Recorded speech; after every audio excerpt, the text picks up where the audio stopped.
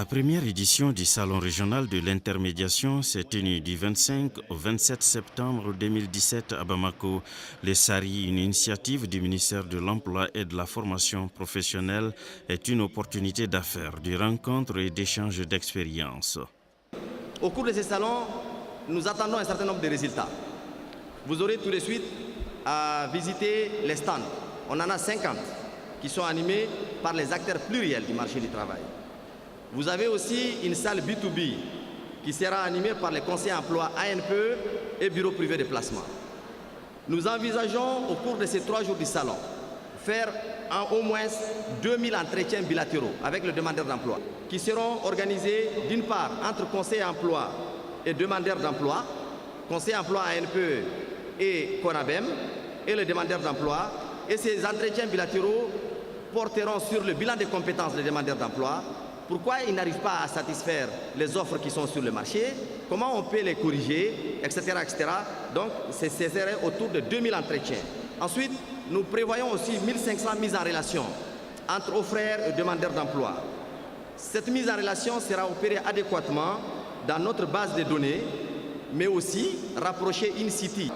Nous prévoyons la discussion et la présentation pour 50 entreprises de leur offre de services, pour que ces entreprises puissent parler aux demandeurs d'emploi de VISI, in situ, et leur dire voilà nous entreprises, nous avons besoin de tel profil et comment on peut accéder également à ces offres. Ces entreprises vont parler de leur offre de services. Nous attendons également 500 idées de projets par rapport à la mise en relation entre porteurs de projets et sources de financement et de garantie. Et nous attendons enfin la sensibilisation autour de 3000 demandeurs d'emploi, une sensibilisation sur les opportunités et les potentialités du marché du travail. Ce salon sera un lieu de rencontres privilégiées entre frères et demandeurs d'emploi, pouvant déboucher sur des contrats, des stages, des qualifications, des contrats d'embauche et des accords de financement des projets. Il y a une quinzaine d'années, le nombre de jeunes arrivant sur le marché du travail au Mali était estimé à 100 000 par an. Aujourd'hui, ce chiffre a connu une augmentation exponentielle et nous sommes à 300 000. Le décollage économique de nos pays passe nécessairement par le développement du secteur agricole. C'est donc à juste titre que le Mali consacre 15% du budget national à l'agriculture. Et c'est pourquoi, avec les nouveaux villages agricoles, nous voulons initier la jeunesse malienne à investir dans le secteur rural avec pour ambition de créer 3 000 emplois directs et 21 000 emplois indirects. Je voudrais solliciter les banques et établissements financiers du Mali à appuyer les initiatives des jeunes et tous les demandeurs d'emploi qui veulent s'insérer dans le secteur agro-silvo-pastoral. M'adressant à vous les jeunes, je dirais, sans risque de me tromper, que l'avenir de ce pays réside dans votre dynamisme et dans votre créativité. À ce titre, ce qui paraît important, c'est qu'il faut que vous soyez les artisans de votre propre prospérité. En le disant, je raffirme ma foi en votre génie créateur. Je sais que vous n'êtes pas enfermés dans les limites du passé, car vous êtes capable de susciter des innovations. Le salon en question a regroupé plus de 50 entreprises. Ce salon est une parfaite illustration de la reconnaissance des efforts louables déployés par le secteur privé dans le cadre de la création des richesses et des emplois. Je profite de cette tribune pour féliciter l'ANPE pour tous les efforts louables entrepris depuis plusieurs décennies dans l'assistance au choix, le recrutement des compétences au profit des entreprises maliennes et dans la formation continue des travailleurs à travers son centre de perfectionnement de reconversion créé en 1966. Le patronat du Mali est engagé à soutenir le ministère de l'Emploi et de la formation professionnelle et ses agents d'exécution, notamment l'ANPE, dans la lutte contre le chômage et le sous-emploi.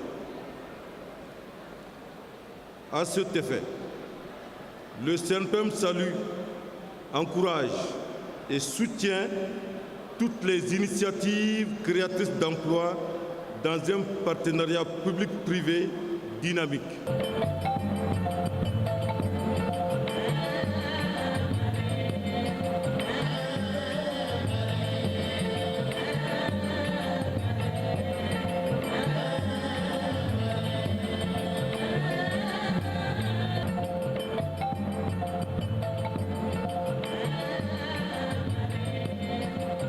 Il va de soi qu'aujourd'hui, l'enjeu sécuritaire est un enjeu planétaire et que le Mali compte jouer sa partition.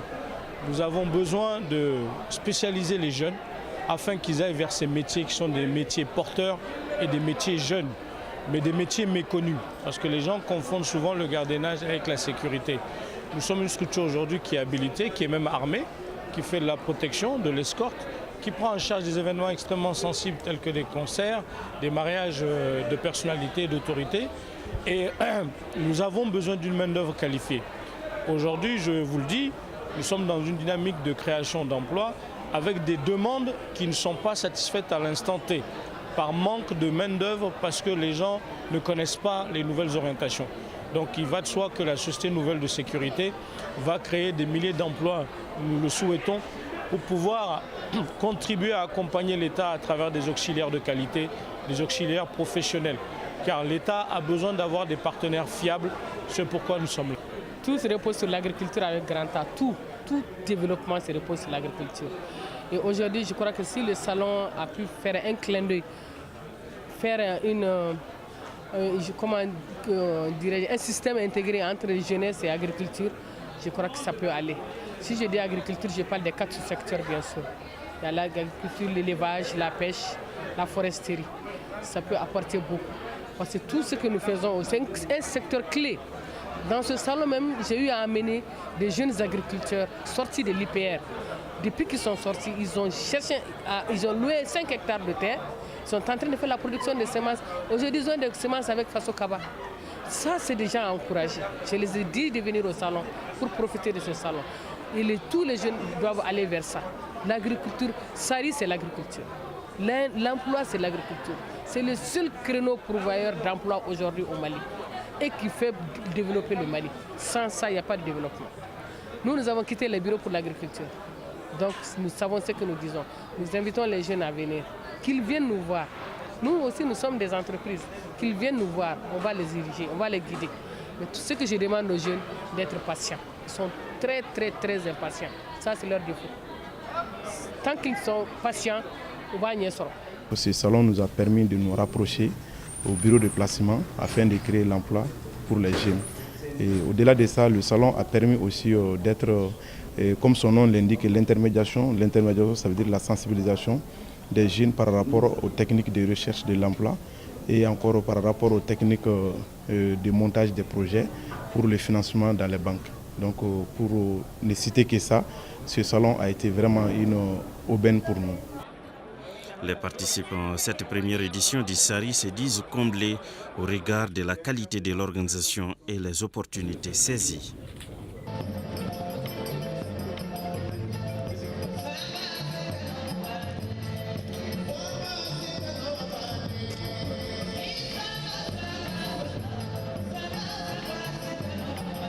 L'économie tourne avec les ouvriers. C'est là où il y a une main-d'œuvre assez élevée.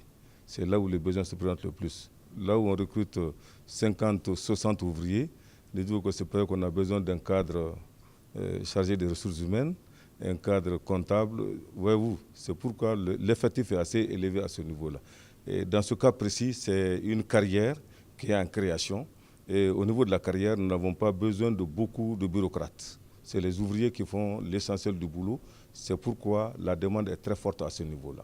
Et notre objectif, c'est de satisfaire autant que possible nos clients.